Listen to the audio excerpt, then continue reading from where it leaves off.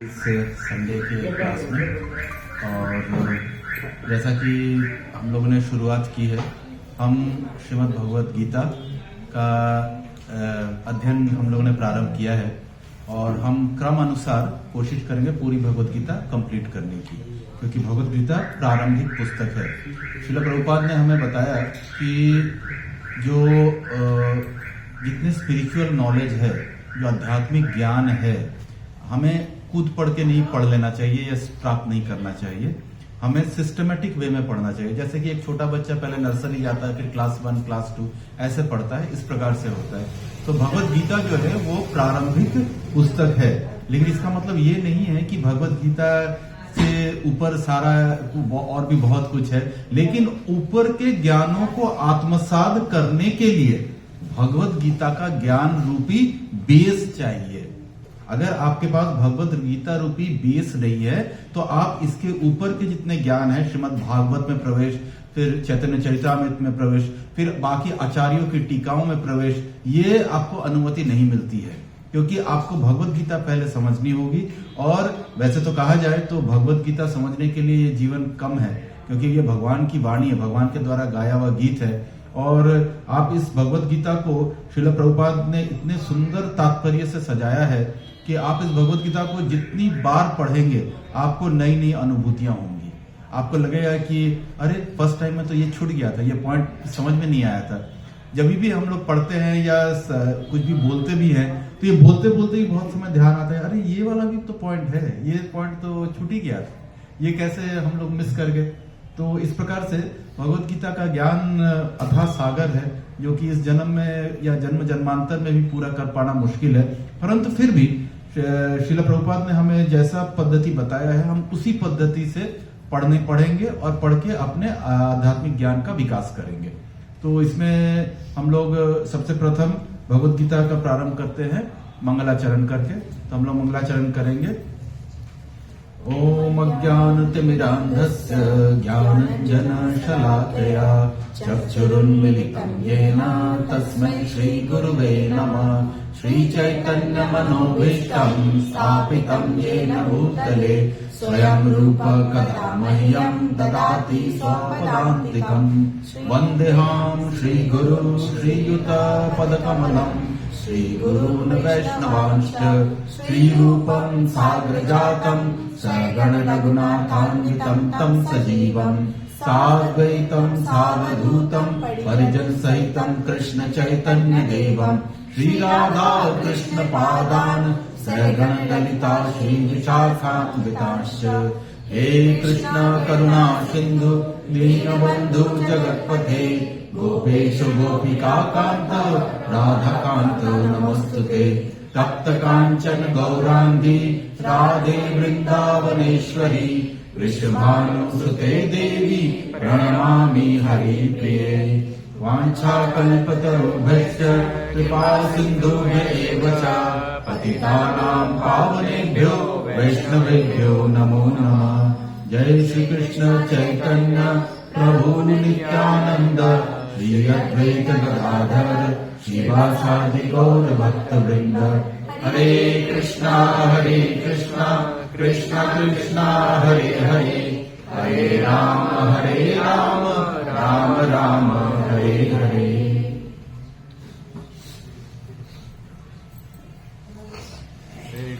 हरे कृष्णा।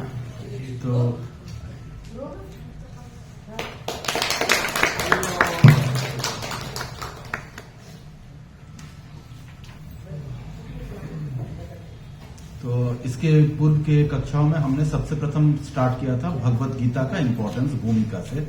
उसके बाद first chapter में हमने प्रवेश किया है और फर्स्ट चैप्टर के फर्स्ट श्लोक में हमें धृतराष्ट्र उवाच से स्टार्ट हुआ है। और जैसा कि मुझे बताया गया है कि हिज ग्रेस गंभीर राघव प्रभु जी ने आप लोगों को फर्स्ट वर्स पूरा समझाया है। तो आप लोगों ने देखा होगा, जैसे कि गंभीर राघव प्रभु जी ने आपको जरूर बताया होगा कि ये जो फर्स्ट श्लोक है ये बहुत महत्वपूर्ण श्लोक है, बहुत महत्वपूर्ण है। इसलिए महत्वपूर्ण है क्योंकि ये श्लोक पूरी भगवत गीता की पृष्ठभूमि रखती है। किसके क्या विचार हैं, क्यों धृतराष्ट्र ने कैसे अपने को कुरु बताया, दूसरे को पांडु बताया, जबकि पांडव भी कुरु हैं, यानी कुरु के ही तो वंशज हैं, तो फिर भी अपने को कुरु और उनको पांडव, पांडु के पुत्र पांडव। इसका मतलब है कि वो मतलब जो आंखों से, भौतिक आंखों से नेत्रहीन थे ही, अंदर की आंखों से, आध्यात्मिक आंखों से भी वो नेत्रहीन ही थे। उन्होंने कभी भी पांडव के पुत्रों को अपना समझा ही नहीं। तो इस प्रकार से, और आपने देखा होगा कि जो इसमें इस श्लोक में आता है कि कुरुक्षेत्र के युद्ध में हुआ, कुरुक्षेत्र में युद्ध हुआ। अभी अगर आप ज्योग्राफिकली देखो आज के दिन में भी, तो हस्तिनापुर जो है वो मेरठ के पास में है, वहां पे है परीक्षितगढ़, अभी भी है वहां पे। एक टूटा फूटा सा किला है जिसको बोलते हैं ये परीक्षितगढ़ है, द्रौपदी का कुआं है, वो बोलते हैं वहां पे है वो चीजें। तो हम अगर मान भी ले कि उसके आसपास होगा, और इंद्रप्रस्थ दिल्ली है, तो ना तो दिल्ली में युद्ध किए, ना तो हस्तिनापुर में युद्ध किए, सारा छोड़ के कुरुक्षेत्र गए युद्ध करने के लिए। तो इसके पीछे की जो ये है, इसका जो रीजनिंग है, वो सारे गंभीराव प्रभु जी ने आप लोग को बताया होगा कि ये इसलिए ये श्लोक बहुत ही इंपॉर्टेंट है। और बहुत सारे लोग आपको बोलेंगे हमने तो गीता पढ़ रखी है। जैसे ही गीता पढ़ रखी है कोई बोले तो आपको क्या पूछना चाहिए, अच्छा बताइए पहला श्लोक किसने बोला। 95% लोग आपको बोलेंगे भगवान ने बोला है, अर्जुन ने बोला है। तो आप समझ लेना कि उन्होंने गीता नहीं पढ़ी है, क्योंकि पहला श्लोक धृतराष्ट्र ने बोला। इस पूरे भगवत गीता में धृतराष्ट्र का सिर्फ एक श्लोक है, और ये पहला श्लोक है, और ये बहुत महत्वपूर्ण श्लोक है। इसका प्रभुपाद ने भी बहुत लंबी इसकी व्याख्या दी है। पढ़ने का जो तरीका है, मैं एक बार फिर से आप लोगों को बता दूं कि हम यहाँ पे मुख्य मुख्य चीजों को कवर करेंगे, और आपका होमवर्क ये है कि आप जाएं और श्रील प्रभुपाद का जो तात्पर्य है, जो लिखा है श्रील प्रभुपाद ने, उसको ध्यान पूर्वक पढ़ें। Word to word, line to line पढ़ना है उसको, कोई भी लाइन छोड़ना नहीं है। अगले क्लास में अगर आपके मन में कोई भी संशय आता है तो उसको डिस्कस करना है। जो भी वक्ता यहाँ आएंगे उनसे आपको डिस्कस करना है कि ये क्या लिखा हुआ है, क्यों, इसका क्या मतलब है, इसका क्यों प्रभुपाद ने ऐसा लिखा है यहाँ पे। तो ये तरीका होता है, जैसे कि स्कूल में भी होता है, स्कूल में कुछ पढ़ाया जाता है, फिर उसके बाद उसको रिवीजन किया जाता है। तो हमें घर में इसको रिवाइज करना है, इसकी जो तात्पर्य है उसको पढ़ना है, क्योंकि इतने तात्पर्य में प्रभुपाद ने इतना ज्ञान छुपा रखा है इसमें कि हम एक एक मतलब क्लास में ये सब चीजें संभव नहीं है इसको कवर अप कर पाना।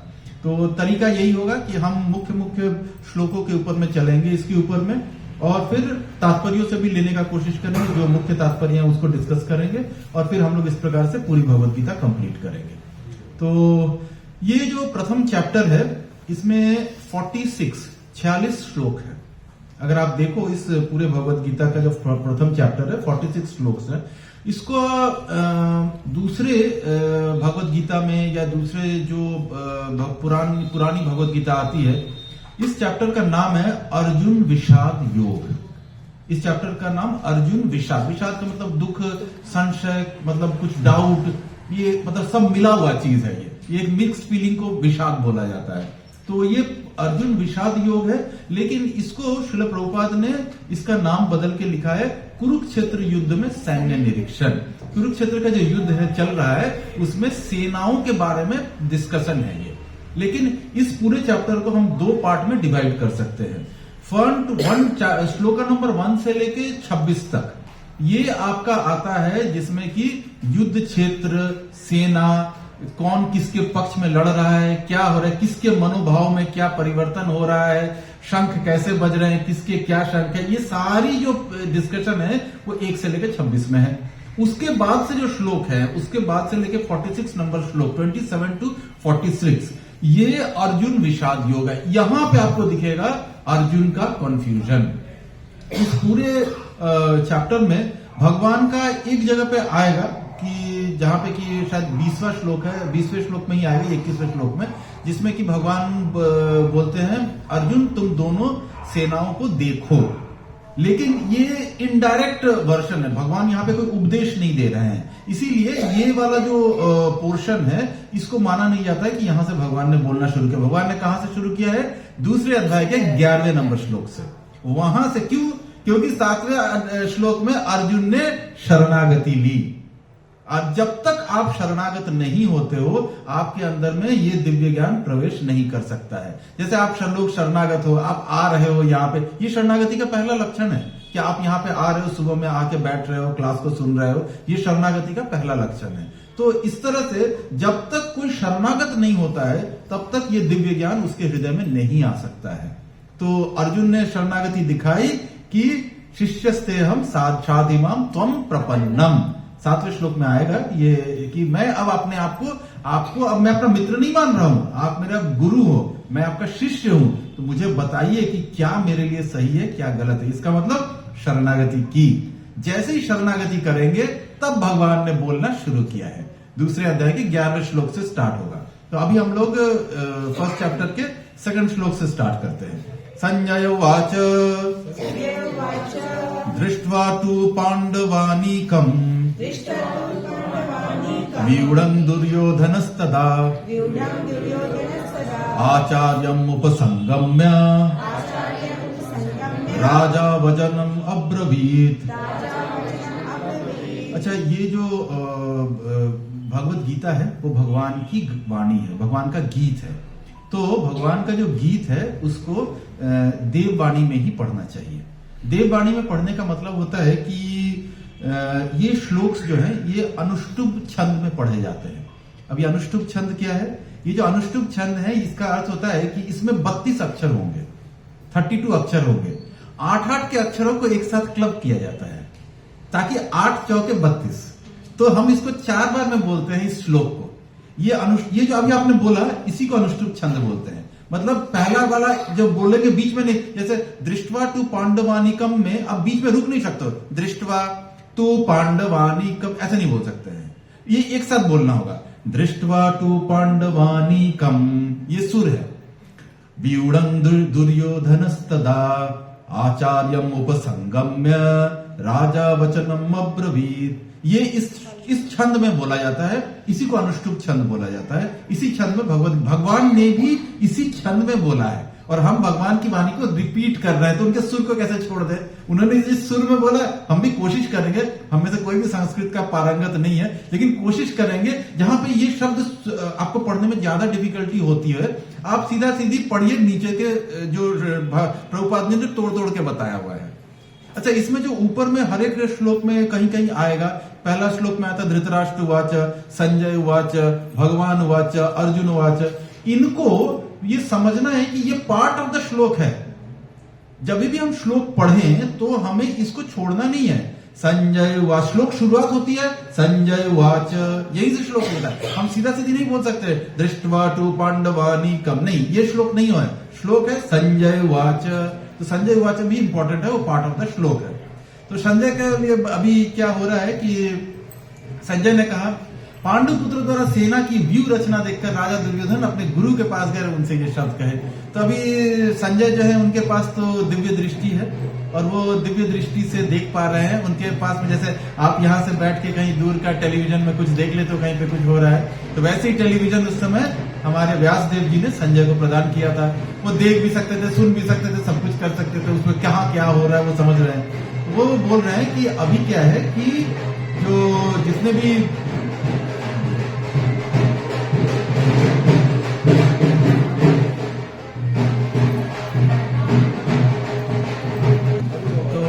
अभी यहाँ पे संजय बोल रहे हैं कि राजा दुर्योधन जो है वो लेके कहाँ जा रहे हैं। दुर्योधन जो है वो अपने इसको व्यू रचना देखकर अपने गुरु के पास गए। कौन है गुरु? दुर्योधन के गुरु कौन है? हाँ, नहीं, द्रोणाचार्य। द्रोणाचार्य पांडवों के भी गुरु हैं और कौरवों के भी गुरु हैं। दोनों को शिक्षा प्रदान की द्रोणाचार्य ने। तब द्रोणाचार्य के पास जाके दुर्योधन ने ये बात कहा। ठीक है, तो इसमें कहा जाता है कि जो श्लोक में इसके तात्पर्य में आप देखेंगे प्रभुपाद लिखते हैं कि धृतराष्ट्र को थोड़ा थोड़ा शक भी था कि कहीं उसके पुत्र कुरुक्षेत्र जो है वो धर्म क्षेत्र भी कहलाता है, कि कहीं धर्म क्षेत्र में जाके उसके पुत्रों का मन तो नहीं बदल गया।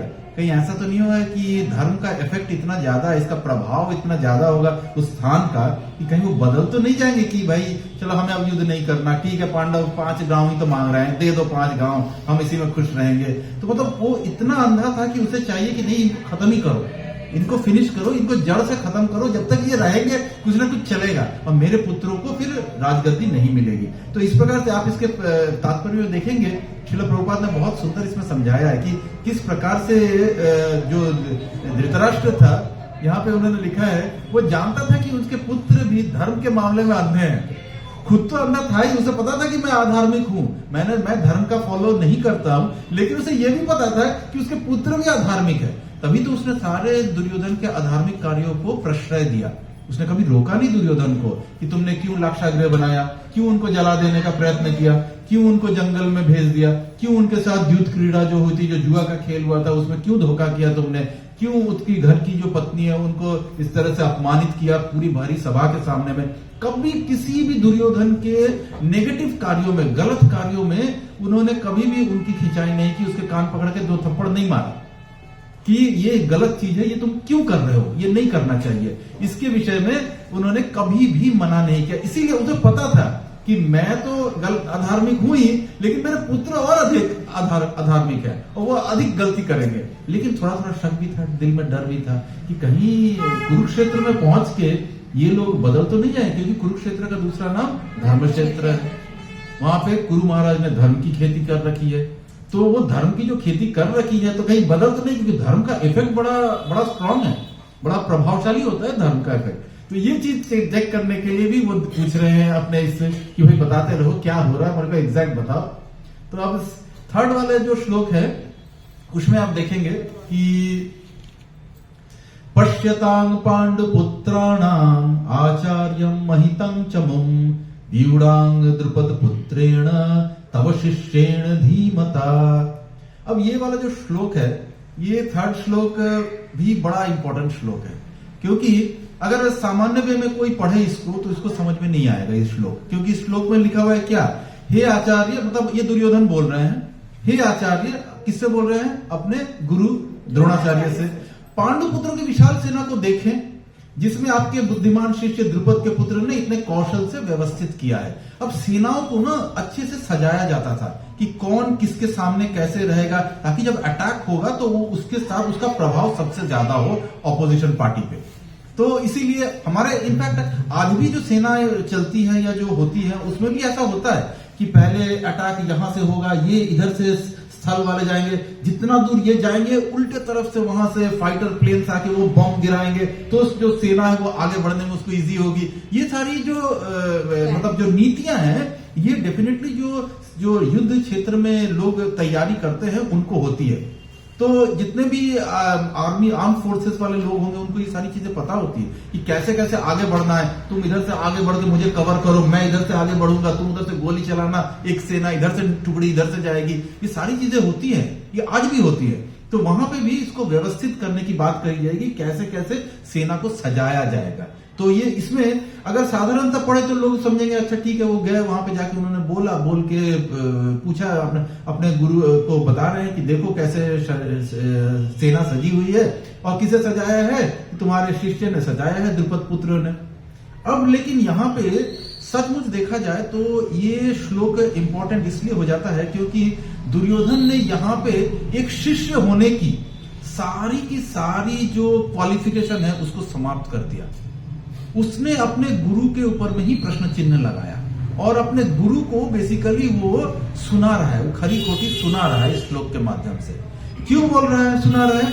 क्योंकि ये पूरा चीज जो था सजाया किसने था, जो द्रुपद के पुत्र हैं धृष्टद्युम्न ने ये पूरी सेना को सजाया था।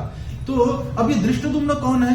धृष्टद्युम्न है द्रुपद महाराज की, इसमें प्रभुपाद ने इसकी तात्पर्य में लिखा है कि द्रुपद महाराज और द्रोणाचार्य जी का कुछ राजनीतिक प्रॉब्लम था, कुछ पॉलिटिकल इश्यू थे दोनों के बीच में, कुछ मनमुटाव था।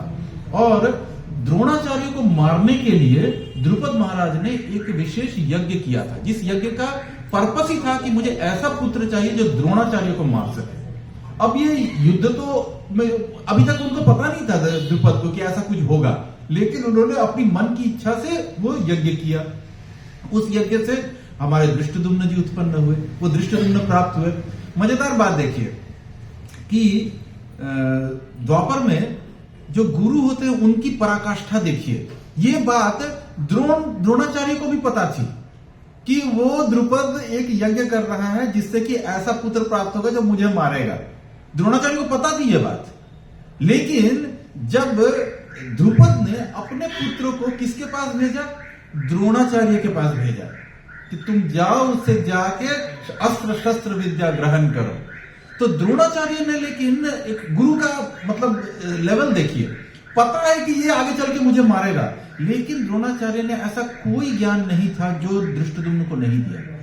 सारे ज्ञान उसको दिए, ये जानते हुए कि ये मुझे मारेगा, कभी किसी दिन मुझे मारेगा, लेकिन मैं तो गुरु हूं और कोई मेरे पास शिष्य आया है तो मैं उसे संपूर्ण ज्ञान दूंगा, ये नहीं देखूंगा कि ये मेरे शत्रु का पुत्र है या मित्र का पुत्र है।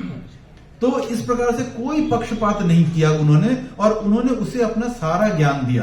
तो यहाँ पे बहुत ही कठोर शब्द हैं ये जो हमारे अपने दुर्योधन ने कहा है अपने गुरु के प्रति में कि देखिए, जरा सा देख लीजिए, आप ही ने सिखाया है इनको, अब बहुत अच्छा हुआ ना, आपको तो पहले इनको सिखाना नहीं चाहिए था। इसका दूसरा अर्थ क्या है? वो बोल रहे हैं इनको तो सिखाना ही नहीं चाहिए था, आपको पता था ना ये एक दिन आपके खिलाफ जाएगा, तो देखो और सिखाओ इसको, लो अब सीख के वो पांडवों की तरफ मिल गया है और देखो आप ही के अगेंस्ट खड़ा है यहाँ पे।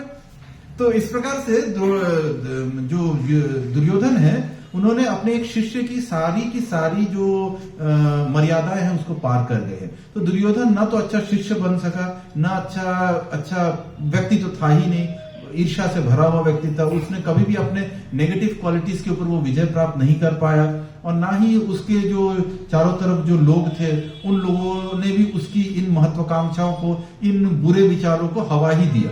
किसी ने भी, चाहे वो शकुनी है, चाहे वो धृतराष्ट्र हैं, सब लोगों ने कहा कि हाँ तुम सही हो, तुम सही हो। तो इस प्रकार से जो दुर्योधन ने ये वाला दूसरा श्लोक जो है वो अपने गुरु को नीचा दिखाने के लिए बोला है, जो कि गलत है। चौथा श्लोक में जाते हैं, आप इनके तात्पर्य को जरूर से पढ़िएगा। दुर्योधन ने द्रोणाचार्य की इस दुर्बलता की, देखो यहाँ पे प्रभुपाद कितने अच्छे बता रहे हैं, दुर्योधन ने द्रोणाचार्य की इस दुर्बलता की ओर इंगित किया जिसे वो युद्ध में सजग रहे और समझौता ना करे। हाँ, इसमें एक और चीज भी इस श्लोक में छुपा हुआ है कि दुर्योधन ये बता देना चाहते हैं द्रोणाचार्य को कि भाई एक बार गलती कर चुके हो, अपने ही जो शत्रु है उसको विद्या दे चुके हो, जब सामने अर्जुन खड़ा हो ना तो ये फिर से दूसरी बार गलती मत करना, उड़ा देना उसको। सामने अर्जुन आए तो एकदम तीर मार के खत्म कर देना, क्योंकि दुर्योधन को पता था कि अर्जुन को अगर कोई समाप्त कर सकता है तो उसके तरफ से ये 2-3 लोग ही हैं। एक है अपने भीष्म पितामह, एक है द्रोणाचार्य और तीसरे हैं कर्ण। तो ये 3 लोग ही हैं जो कि इन अर्जुन के खिलाफ कोई खड़ा हो सकता है, और कोई इसके सेना में नहीं है जो इनके। इसमें से भीष्म पितामह तो पहले ही बोल रखा था कि मैं पांडवों को हत्या नहीं करूंगा, बाकी पूरी सेना समाप्त कर दूंगा, लेकिन उनको मैं प्राणों से नहीं मारूंगा। तो अब दूसरा कौन बचा? दूसरा बचा द्रोणाचार्य। तो इसीलिए वो द्रोणाचार्य को बोल रहा है कि देखो एक गलती कर चुके हो, वापस रिपीट मत कर देना, अब की बार अर्जुन आए तो उड़ा देना सीधा उसको। तो इस प्रकार से वो द्रोणाचार्य के ऊपर भी शक कर रहा है और उसको उनको बोल रहा है कि आप भी सावधानी से रहो और अपना अच्छे से पूरे इसके साथ आप युद्ध करो। कि उसको थोड़ा थोड़ा विश्वास था कि द्रोणाचार्य, क्योंकि ये द्रोणाचार्य हुए, भीष्म हुए, ये कृपाचार्य, ये सब द्रौपदी चिरहरण में भी उपस्थित थे, द्यूत क्रीड़ा में भी उपस्थित थे। तो इसका मतलब है कि उस समय इन लोगों ने अपनी आंखें नीची कर ली थी, लेकिन इन्होंने इसका प्रतिकार नहीं किया था। तो उसको पता था कि ये सारे लोग हो ना हो, कितना भी प्यार हो अर्जुन से, है तो ये मेरी तरफ से, लड़ेंगे तो मेरे तरफ से ही, और इनको बस सिर्फ थोड़ी सी आग में हवा करनी है कि भाई तुम अर्जुन को मारो। क्योंकि उसे विश्वास था कि अर्जुन और भीम ही सबसे पावरफुल ओपोनेंट है, इन दोनों का अगर समाप्त किया जाए तो युद्ध हम जीत जाएंगे। तो इस प्रकार से आप इसकी तात्पर्य को अच्छे से पढ़ना, इसमें श्रील प्रभुपाद ने बहुत सुंदर तात्पर्य दिया है इसका। 4th श्लोक हम जाते हैं। अत्र शुरा महेश्वासा भीम अर्जुन समायुधि युधानो विराटश्च द्रुपदश्च महारथ। तो यहाँ पे बोल रहे हैं, दुर्योधन बोल रहे हैं कि अपने ही गुरु को बता रहे हैं, देखो उनके तरफ से कौन कौन लड़ने आए हैं, कौन कौन यूर हैं। इस सेना में भीम तथा अर्जुन के समान युद्ध करने वाले अनेक वीर धनुर्धर हैं, यथा महारथी ययुधान, विराट और द्रुपद। विराट कौन है? जब अज्ञातवास में पांडव घूम रहे थे तो इस विराट राजा ने ही उनको शरण दी थी।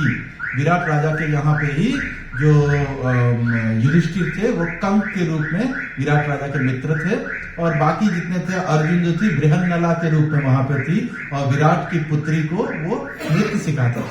उस समय अर्जुन जो थे एक श्राप के अधीन थे, तो श्राप में उनको इस तरह से आधा नर आधा स्त्री की फॉर्म में रहना था, उनको 1 वर्ष पूरा बिताना था।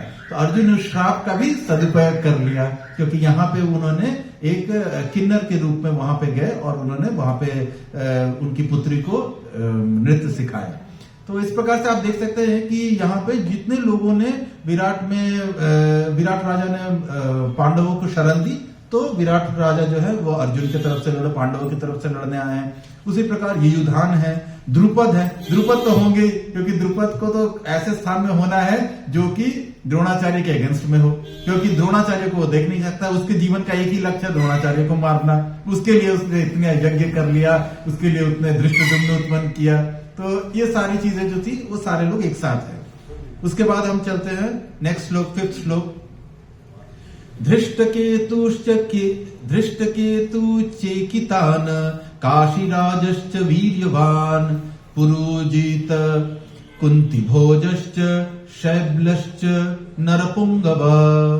तो इसमें से वो और भी गिना रहा है। ये भी सारे जो हैं ये डिफरेंट नाम हैं। ये नाम ऐसे लोग हैं जो पांडवों की तरफ से युद्ध करने आए हैं। मतलब वो अपने गुरु को बता रहे हैं कि आप कमांडर इन चीफ हो, जरा देख लो इनमें से कितने लोगों को आपको समाप्त करना है। ये सारे लोग भी कोई सारे महारथी हैं। यहाँ पे बोल रहा है। साथ ही धृष्टकेतु, चेतिकान, काशीराज, पुरुजित, कुंतीभोज और शैब्य जैसे महान। कुंतीभोज कौन है? महारानी कुंती के पिता।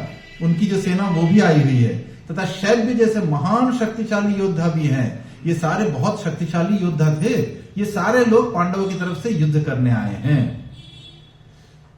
युधामन्युश्च, एक्चुअली इसके बाद के जितने श्लोक है ना, ये 4, 5, 6 जो श्लोक है, ये सारे श्लोक में आपको डिफरेंट राजाओं के नाम मिलेंगे जो पांडवों की तरफ से युद्ध करने आए हैं। तो ये अभी आपको ये बताया जा रहा है कि युद्ध की पृष्ठभूमि कैसी है, कौन किसके साथ लड़ने आया है, ये उसका डेफिनेशन है। तो अभी पांडवों का चल रहा है, इसके बाद दुर्योधन आएंगे हमारे अपने तरफ वाले में। तो इसमें भी इसने यही कहा है। युधामन्युश्च विक्रांत उत्तमोजश्च वीर्यवान सौभद्र द्रौपदेया च सर्वे एव महारथ। तो इसमें द्रौपदी का पुत्र भी आए हुए युद्ध करने में। सौभद्र का अर्थ हुआ सुभद्रा के पुत्र। कौन है सुभद्रा का पुत्र?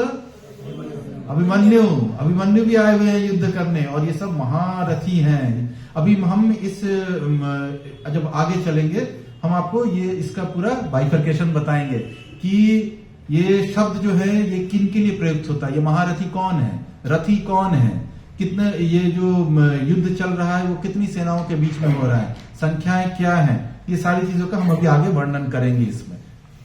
तो इसके बाद अब आ रहा है 7वें श्लोक से। अब वो बोल रहा है अपने बारे में।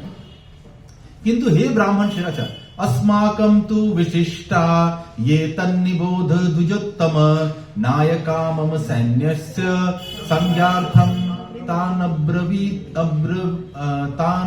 ब्रवीमि ते। तो इसमें वो बोल रहा है किंतु हे ब्राह्मण श्रेष्ठ, आपकी सूचना के लिए मैं अपनी सेना के उन नायकों के विषय में बताना चाहूंगा जो मेरी सेना को संचालित करने में विशेष रूप से निपुण है। मतलब वो बोल रहा है अपने गुरु को कि इतने जो हमने नाम गिनाए हैं आपको, उसकी तरफ से जो महारथी लोग आए हुए हैं, इसमें डरने वाली कोई बात नहीं है। थोड़ा अपने गुरु को, अपने कमांडर इन चीफ को बोल क्या रहा है, आप डरिए मत, ये आए हैं लड़ने के लिए, लेकिन हमारी सेना भी कुछ कम नहीं है। अब वो मतलब अपनी, क्या द्रोणाचार्य को पता नहीं है उनकी तरफ से कौन लड़ने आए हैं या उधर से कौन लड़ने आए, उनको पता है, लेकिन फिर भी वो बता रहा है ताकि उसका मनोबल ऊपर हो सके। अपने गुरु का मनोबल ऊपर कर रहा है वो। तो दुर्योधन जो था वो बेसिकली कूटनीति, इसमें एक श्लोक में तात्पर्य में आएगा, प्रभुपाद ने कहा है कि दुर्योधन कूटनीतिज्ञ था। एक होता है राजनीतिज्ञ, एक होता है नीतिज्ञ होता है, एक होता है कूटनीतिज्ञ। गंदी राजनीति को कूटनीतिज्ञ बोला जाता है।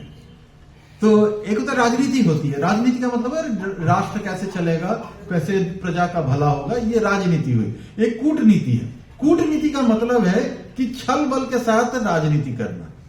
तो मतलब उसमें आप अपने गुरु को ही सही, लेकिन उसको समझाना और उसको इस तरह से टॉन्ट करके बोलना, उसको मतलब खरी खोटी सुना के बताना, ये सारी चीजें कूटनीति में आती हैं। तो दुर्योधन कूटनीतिज्ञ था, अच्छा कूटनीतिज्ञ था, इस मामले में उसकी क्वालिटी अच्छी थी। तो अभी पहले उसने उधर वाले के पांडवों के बारे में बता दिया, अब वो बोल रहा है कि अब मैं आपको अपने वाले के बारे में बताता हूं कि हमारी सेना में भी कुछ कम नहीं है, बड़े निपुण लोग हैं हमारी सेना में।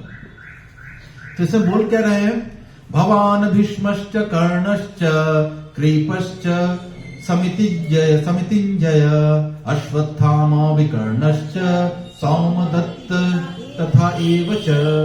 तो इसे बोल रहे हैं मेरी सेना में स्वयं आप हैं।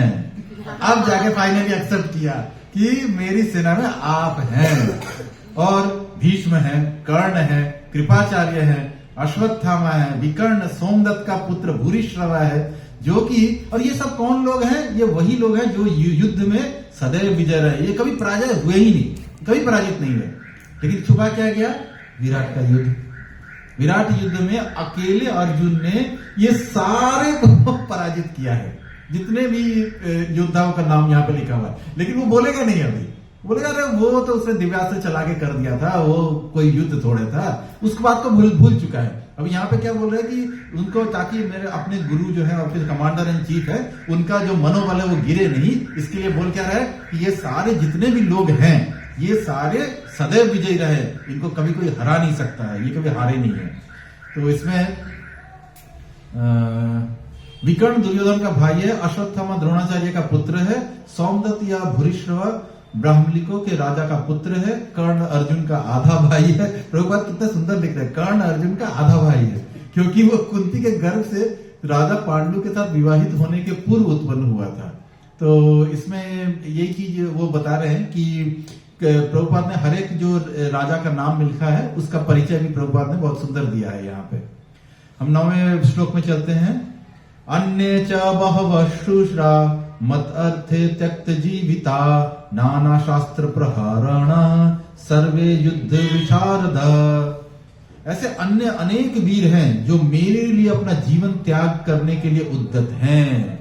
यहाँ पे दुर्योधन बता रहा है अपने गुरु को कि आप डरिए नहीं, ये सारे लोग अपना प्राण न्यौछावर करने आए हैं, अपने प्राणों की बलि चढ़ाने आए हैं। और ये किस लिए आए हैं, मुझे सपोर्ट करने आए हैं, आप लोगों के लिए नहीं आए हैं, मुझे सपोर्ट करने आए हैं। तो ये सारे लोग मेरे लिए अपने प्राण देने को तैयार है। और ये सारे प्रकार के डिफरेंट हथियारों से लैस है और युद्ध जो विद्या है उसमें निपुण है, ये बहुत अच्छा युद्ध करते हैं। इसमें मतलब कोई ये नहीं है, मतलब इसमें बेसिकली वो बोलना ये चाह रहा है कि जो हमारी सेना के जो लोग हैं वो उनकी सेना के लोगों से कुछ कम नहीं है, इनफैक्ट हम ज्यादा ही हैं। इसके आगे श्लोकों में आप देखेंगे। इसके 10वां श्लोक जो है वो बड़ा इंपॉर्टेंट है।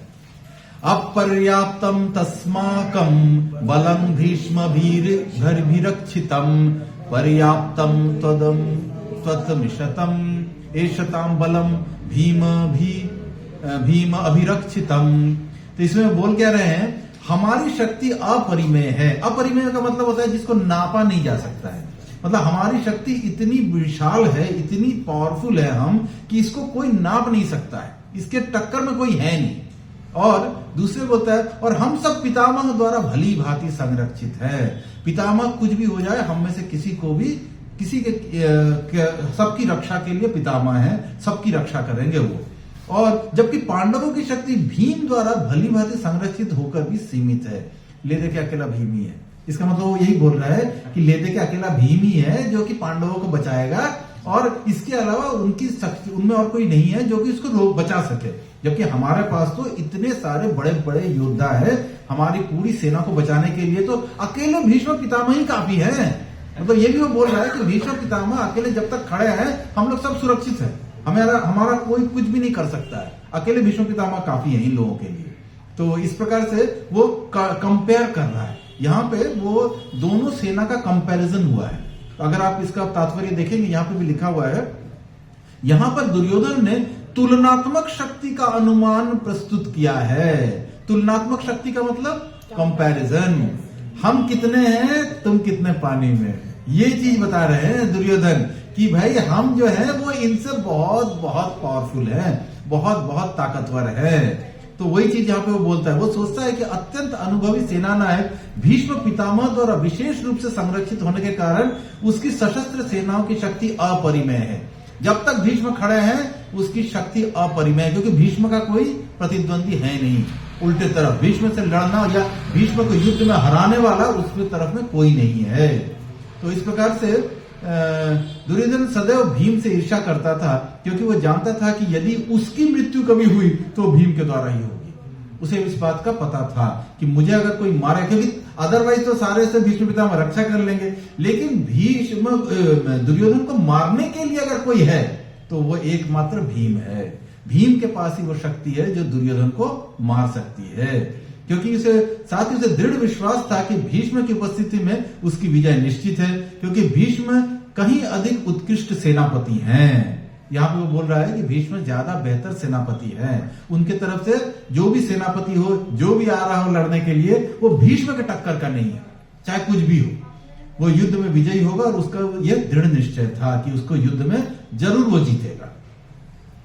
इसके बाद से श्लोक संख्या 10 में हम 11 में चलते हैं अब हम लोग। अयनेषु च सर्वेषु यथा भागम अवस्थित भीष्म में वीर रक्षन्तु भवन्तः सर्वे एव ही। अतएव सैन्य व्यू में अपने अपने मोर्चे पर खड़े रहकर आप सभी भीष्म पितामह को पूरी पूरी सहायता दे।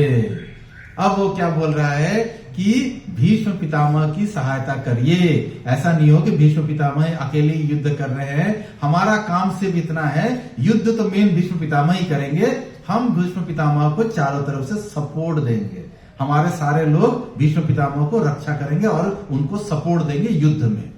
यहाँ पे देखिए प्रभुपाद भी बड़ा सुंदर लिख रहा है, अपने सहज कूटनीतिज्ञ ढंग से स्थिति संभालने के उद्देश्य से उपयुक्त शब्द कहे। इसमें एक और बहुत अच्छी चीज प्रभुपाद ने लिखी है कि भीष्म पितामह के शौर्य की प्रशंसा करने के बाद दुर्योधन ने सोचा कि कहीं अन्य योद्धा यह न समझ ले कि उन्हें कम महत्व दिया जा रहा है। अतः दुर्योधन ने अपनी सहज कूटनीतिक ढंग से स्थिति संभालने के उद्देश्य से उपयुक्त शब्द कहे। इसके पहले के श्लोक में क्या बोला कि हम भीष्म पितामह द्वारा संरक्षित हैं। अब कहीं ऐसा ना उसको शक हुआ कि कहीं दूसरे लोग बुरा तो नहीं मान जा रहे हैं कि भाई इसका मतलब है कि खाली भीष्म ही लड़ेंगे क्या, हम लोग क्या यहाँ पे ऐसे ही देखने के लिए आए हैं क्या। तो इसको वो संभाल रहा है। देखिए कितना कूटनीतिज्ञ है, इसको वो संभाल रहा है। बोलता है आप लोग भी उतने ही ताकतवर हो, आप भी कभी युद्ध में परास्त नहीं हुए हो, लेकिन अभी हमारा काम है भीष्म पितामह को सपोर्ट देना। हम लोग तो ऐसे ही जीत जाएंगे, लेकिन हमें भीष्म पितामह को सपोर्ट देना, क्योंकि वही हमारे सेनापति है। तो इस प्रकार से कुछ चीजों को संभाल रहा है थोड़ा बाकी लोगों को, ताकि बुरा नहीं लगे। उसने बलपूर्वक कहा कि भीष्मदेव निस्संदेह महानतम योद्धा है, किंतु अब वे वृद्ध हो चुके हैं। अतः प्रत्येक सैनिक को चाहिए कि चारों ओर से उनकी सुरक्षा का विशेष ध्यान रखे। तो इसमें वो बोल क्या रहा है कि इस जो श्लोक है, इसका एक और दूसरा तात्पर्य ये भी निकलता है कि वो बोल रहा है कि भीष्म पितामह अब वृद्ध हो चुके हैं, अब बूढ़े होते जा रहे हैं, तो कहीं वो बुढ़ापे में थोड़ी कमजोरी ना हो जाए। तो इसकी वजह से आप सब लोग भीष्म पितामह को सपोर्ट कीजिए चारों तरफ से।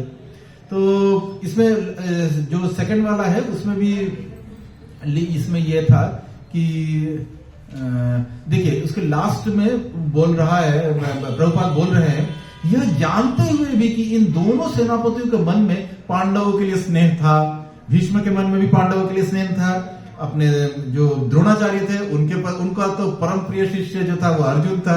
तो उनको बोल रहे हैं कि उनको पता था ये बात कि लड़ तो ये मेरे तरफ से रहे हैं, लेकिन इनके फेवरेट वाले ओपोनेंट में हैं, उल्टे तरफ हैं ये। दुर्योधन को आशा थी कि वे इस स्नेह को उसी तरह त्याग देंगे जिस तरह उन्होंने द्यूत क्रीड़ा के अवसर पर किया था। उसको ये विश्वास था कि जैसे द्यूत क्रीड़ा गलत कार्य में उन्होंने मेरा साथ दिया, वैसे ही आज भी इस युद्ध स्थली में, चाहे यह धर्म क्षेत्र में हो रहा हो, चाहे कहीं भी हो रहा हो, ये लोग मेरा ही साथ देंगे और उधर में जितने भी लोग हैं उनको ये समाप्त करेंगे। 12वें श्लोक पे चलते हैं। ज्यादा फास्ट तो नहीं चल रहे हैं, समझ में आ रहा है? अगर कुछ डाउट हो तो आप बता सकते हैं, क्योंकि हमारा आज का जो पर्पस है वो हम कोशिश करेंगे कि ये जो युद्ध स्थली में जो निरीक्षण है ये 25-26 श्लोक तक हम लोग आज समाप्त करेंगे। अगले श्लोक इसमें हम लोग अर्जुन विषाद योग लेंगे, फिर उसके बाद अर्जुन का विषाद होगा, क्योंकि ऐसे चैप्टर को डिवाइड कर करके हम पढ़ते हैं। तो तस्त संजनयन हर्षम कुरु वृद्ध पितामह सिंहनादन विनद्योष्टम शंखम दद्मो प्रतापवान। अब यहां से शुरू होता है शंखों की डिटेल। इसके बाद से काफी सारे श्लोक में आपको डिफरेंट शंख के बारे में बताया जाएगा। तो सबसे पहला शंख किसने बताया कि सिंह की गर्जना कर की ध्वनि वाले अपने शंख को उच्च स्वर से पितामह ने बजाया। पितामह भीष्म ने बोला कि अब युद्ध की प्रारंभ के पहले अपना शंख बजा के उन्होंने बताया कि अब युद्ध प्रारंभ होगा। पितामह का जो शंख था वो जब बजता था तो ऐसा लगता था कि जैसे सिंह की ध्वनि हो रही है, सिंह गर्जना कर रहा है, इतना भयंकर शंख था उनका। तो इस प्रकार का शंख उन्होंने बचाया। और इसका आखिरी में इसमें देखिए, जिससे दुर्योधन को हर्ष हुआ। दुर्योधन को लगा मेरी कूटनीति सफल हुई। इसका मतलब जब पितामह ने इतना भयंकर शंख बजाया है, इसका मतलब ये सारे लोग मेरी तरफ से लड़ेंगे और अपने पूरे ईमानदारी के साथ जी जान लगा के लड़ेंगे। और अगर ये जी जान लगा के लड़ते हैं तो ये सेना क्या है, ये तो कुछ भी नहीं है हमारे सामने में। तो इस प्रकार से पितामह का शंख से दुर्योधन को बहुत हर्ष हुआ। ततः शंकश्च भैर्यश्च पंडवानक गोमुखा सहसैवाभ्य हंतस शब्द तुमुलो अभवत। इसमें बहुत ज्यादा सारे लोगों ने अपने तत्पश्चात शंख नगाड़े बिगुल तुरही सिंह सहसा एक साथ बज उठे। जब भीष्म पितामह ने अपना शंख बजाया तो कौरवों की तरफ से जितने भी लोगों के पास जो कुछ बजाने का था सबों ने बजा लिया, और जिससे बहुत ही कोलाहलपूर्ण एक वातावरण तैयार हुआ। जैसे अभी कोलाहलपूर्ण वातावरण हुआ ना, यहाँ से गए बीजेपी, तो उसी प्रकार से कोलाहलपूर्ण वातावरण हुआ। ये कोलाहलपूर्ण वातावरण से दुर्योधन को बड़ा हर्ष हुआ कि देखो मेरी शक्ति कितनी ताकतवर है, कितना सुंदर मेरे तरफ के लोगों ने शंख बजा के, मतलब सब कितने तत्पर हैं लड़ने के लिए। ये उस चीज का प्रमाण है। ततः श्वेत हय युक्ते महती स्यनंदने स्थितौ माधव पांडवश्चैव दिव्यो शंखो प्रदद्मधु। अब इसमें बोल रहे हैं श्वेत घोड़ों द्वारा खींचे जाने वाले रथ। अभी ये जो रथ है आसीन कृष्ण तथा अर्जुन ने अपने अपने दिव्य शंख बताए। हमें यहाँ पे समझना है कि जो अर्जुन के पास में जितनी भी चीजें वो सारी दिव्य है। अब ये शब्द दिव्य यहाँ पे बड़ी बार यूज होगा। ये पूरे भगवत गीता में दिव्य दिव्य, भगवान ने दिव्य नेत्र प्रदान किए अर्जुन को, भगवान ने दिव्यवादी बात बताई, ये सारे दिव्य ज्ञान आ रहा है। ये दिव्य दिव्य दिव्य दिव्य बड़ी बार आएगा।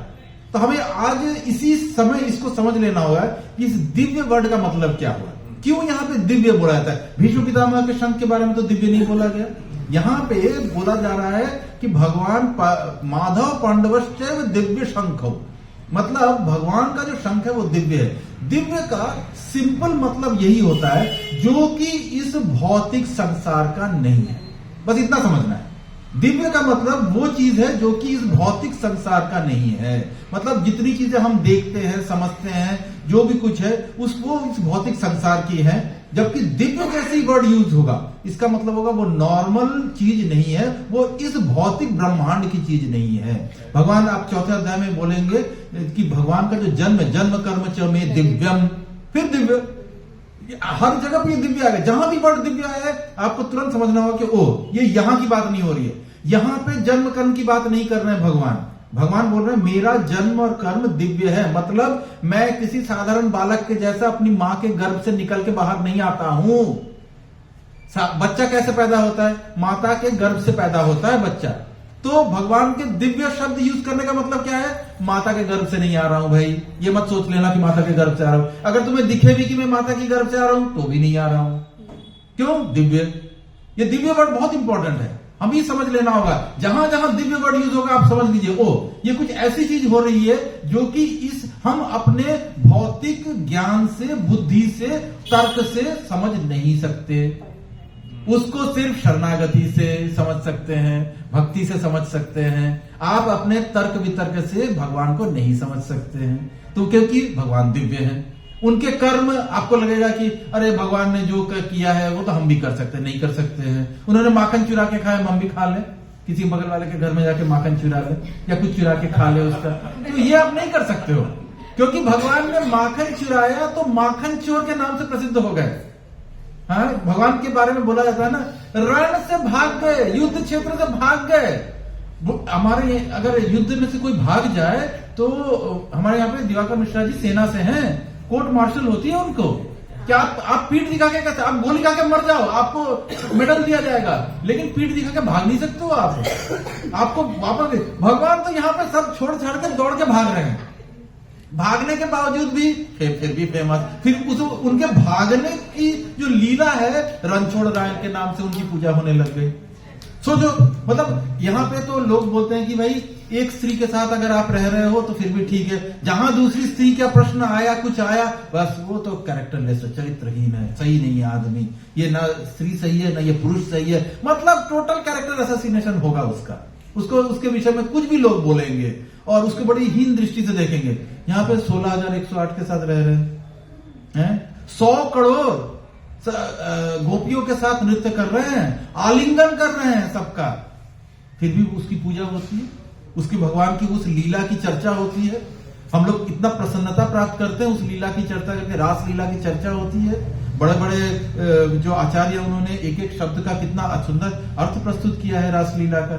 मतलब क्यों प्रस्तुत किया? अगर वो इतनी गंदी काम था, अगर वो गलत था तो उसको वैसे में तो बोलना नहीं चाहता, उसको ढक के रखना चाहिए था, बोलने की जरूरत ही क्या थी? क्योंकि किसी भी स्त्री के साथ में अगर आप इस तरह के कर्म कर रहे हो, भगवान ने वस्त्र चुरा लिए, आप किसी स्त्री का वस्त्र चुरा के देखो, आप तो बोल नहीं सकते हो ना कि हम भगवान जैसा कर रहे हैं, हम कर सकते हैं। क्यों? ये दिव्य घुसता है बीच में।